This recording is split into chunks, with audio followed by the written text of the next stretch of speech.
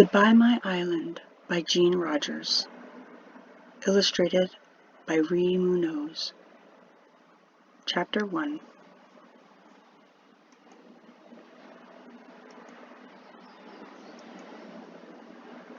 Today I, Esther Atulik, am the happiest girl in Nome, Alaska. Today we are going home to King Island. Today is also my 12th birthday, but the happiness that is growing and growing inside me is all because we are going home. We King Islanders. All summer we live in Nome. We come in our biggest skin boats, our umiaks, on the last day of June. The umiaks are loaded with our gear and the ivory pieces that were carved during the long winter when the ice holds us fast on our island. During the summer, our men work in Nome or carve more ivory to sell to the tourists. We come here to Nome and camp on the beach with the others, the people from Little Diomede, from Shishmaref, from St. Lawrence Island. We all come to Nome for the summer. We islanders have always done this. Our umiaks will not carry everything we have bought in Nome. We have bought so many things to take home. Today, the big boat, the North Star, is going south for the very last time until next spring. She will stop and let us off on King Island.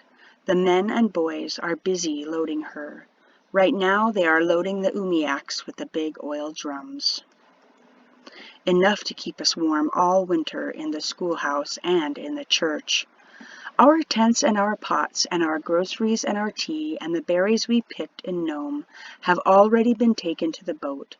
Siluk and Ularana are watching everything to see that nothing is left behind. Nothing must be forgotten, not a single thing, because soon the long dark and the big ice will come, and we will be frozen fast on our island for the rest of the winter. When the ice melts, we will return to Nome. So it is. Mary and I and Mary's Gusuk friend, Vicky, are watching the umiaks hurry out to the North Star and unload, then hurry back to the beach to be loaded again.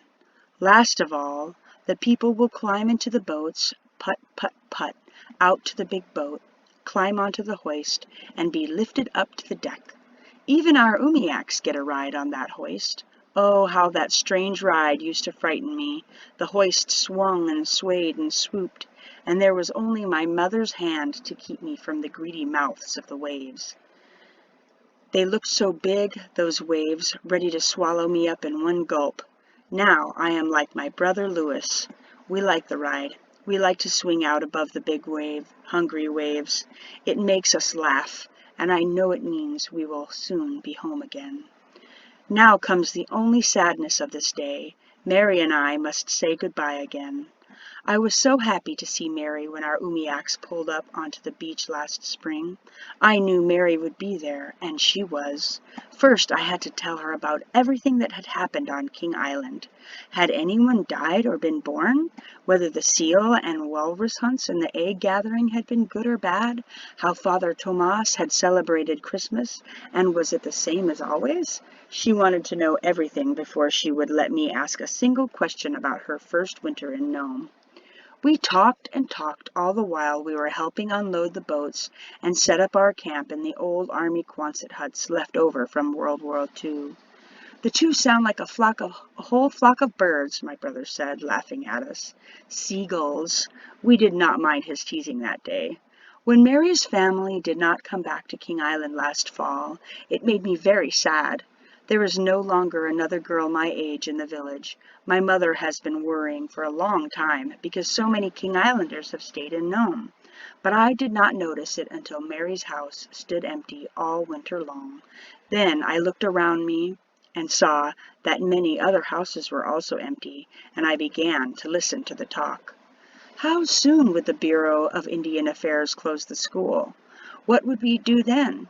How long would Father Tomas keep coming when so many families did not return? What would happen to the King Islanders who did not ever want to leave? Would there be too few to stay? Would they be allowed to stay if there was no school for their children? What was going to happen to the co-op store?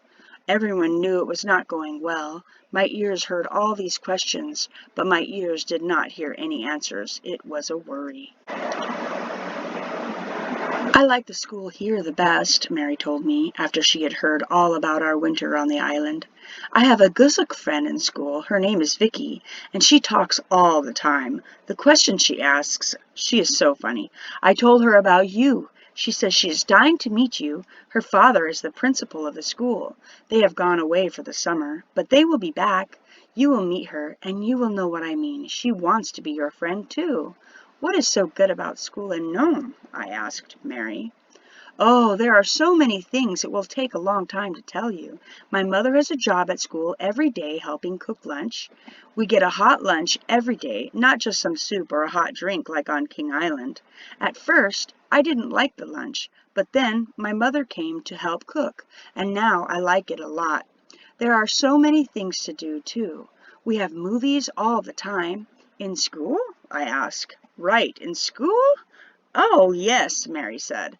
Not like the ones we saw downtown last summer, but others, lots of others. There are things to play with out on the playground.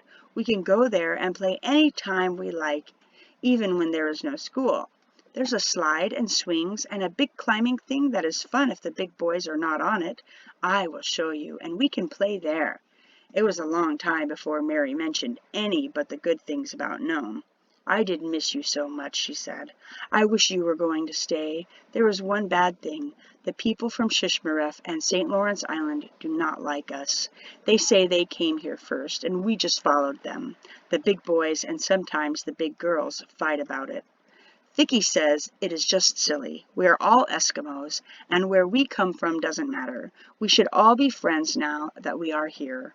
That's what Vicky says. Vicky always takes my side when the girls from Shishmaref tease me on the playground, but sometimes I wish I were safe at home on King Island. Some days it was so bad at school, and I needed you more than ever. The teacher does not allow any teasing in the school, not in our room anyway. There are lots of rooms in the school here, and only boys and girls of the same age are in the room with you. My big brothers, Anuk and Anuya, say it is not so in their room. The other big boys say that we King Islanders are not as good as they are, and they don't want to have anything to do with anyone from our village. Anuk says that all their teacher says when the boys fight is that when they must learn to get along. But he does not stop the taunting, and the boys from King Island get blamed for fighting. Anuk had 2 black eyes, and Anuya had to go to the hospital because he needed stitches in his cheek. He said he fell on the ice, but at school we all knew his face got cut in a fight with a boy from St. Lawrence Island. But now I will tell you only pleasant things. Do you know, Esther, all winter long you can go to the grocery store and buy apples and oranges and anything you want. Candy, too. Well, anytime you have the money. There are a lot of places you need money in Nome. Those first days in Nome this summer had my head in a whirl.